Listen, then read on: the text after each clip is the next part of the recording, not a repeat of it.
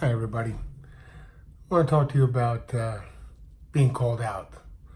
When you've been chosen by God, you can remember back on your own walk, or those who are watching my videos. Because if you're watching my video, it's supernatural.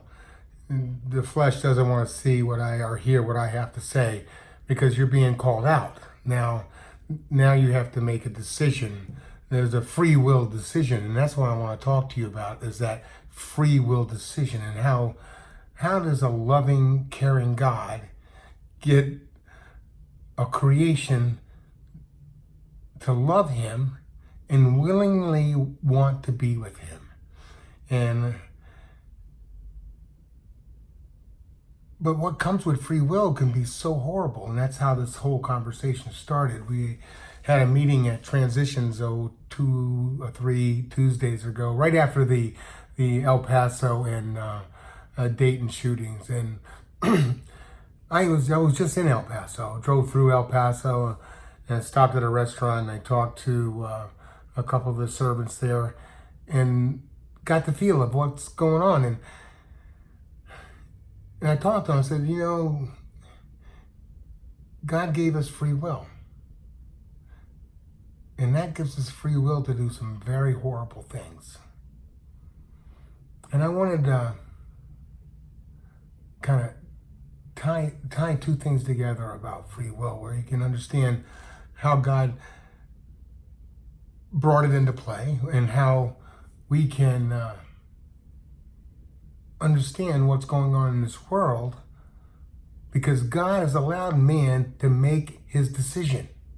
He loves him, he wants to be with him, created him, but he wants him to love him on his own. He gave him free will to make that decision. So how does a loving, caring God give man free will to make that decision?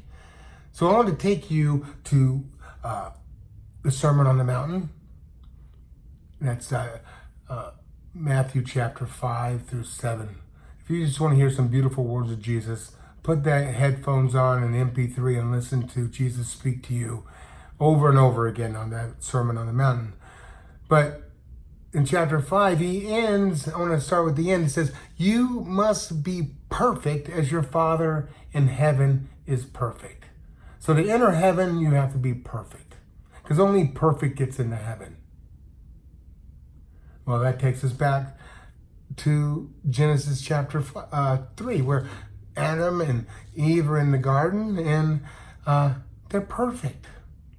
They're perfect. They can have a relationship with God. They have a relationship with God because they're perfect, and they have free will.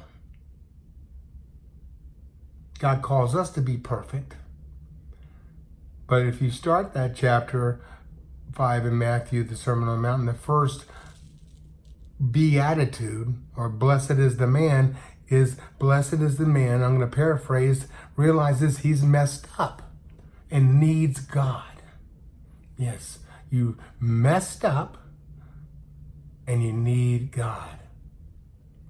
So let's go back to Genesis 3, where Adam and Eve are in the garden, and who's also there? The shrewdest one in the garden is there. And he says something to the woman along this line: did God say you'll really die if you eat the fruit? And Eve looked right at the shrewdest one and said, yes, God said. I'm going to say this again. God said, yes, you will surely die if you eat the fruit, even if you touch it. A perfect Eve just said something God never said, because of somehow she perceived that from her husband, Adam.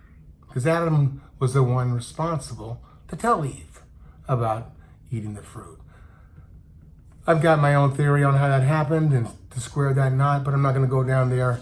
The point is that the shrewdest one in the garden realized that woman was compromised.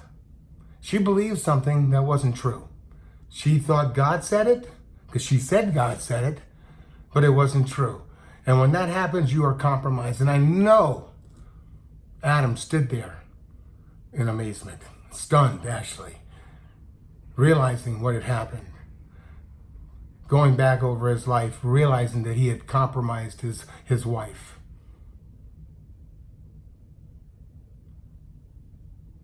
And Eve ate the fruit.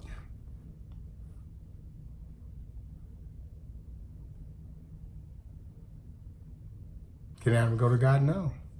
She's going to surely die. So Adam's standing there with a choice to make. A free will choice to make.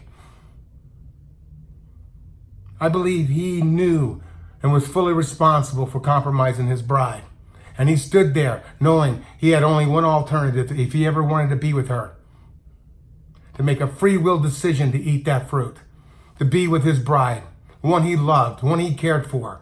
Because if he didn't, she dies. And he dies alone, or lives alone. No. God made that free will decision very, very difficult. That's why when you're chosen and you're called out, it's very, very heart-wrenching. There's no going back from it. You realize that you're a slave to sin and you don't want it anymore. You want to be a slave to righteousness. You want that calling. You hear it inside of you. You feel it and you just want it because you have been called out. But it takes a decision. It takes free will. Anyone can live for the flesh and live for the moment. But who can hear that small, still voice and say, yes, I believe. I believe you died for me. I believe all my sin, my iniquity, nailed on that cross. That you went to HE double hockey sticks for me. Justified me. I thank my God for that. I thank my Jesus for that. And I want you to understand that free will is powerful. It was paid for with a heavy price. Jesus was innocent.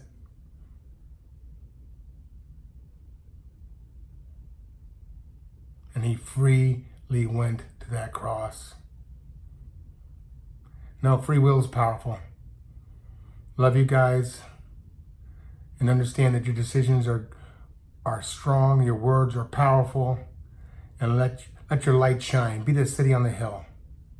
Love you. Talk to you soon.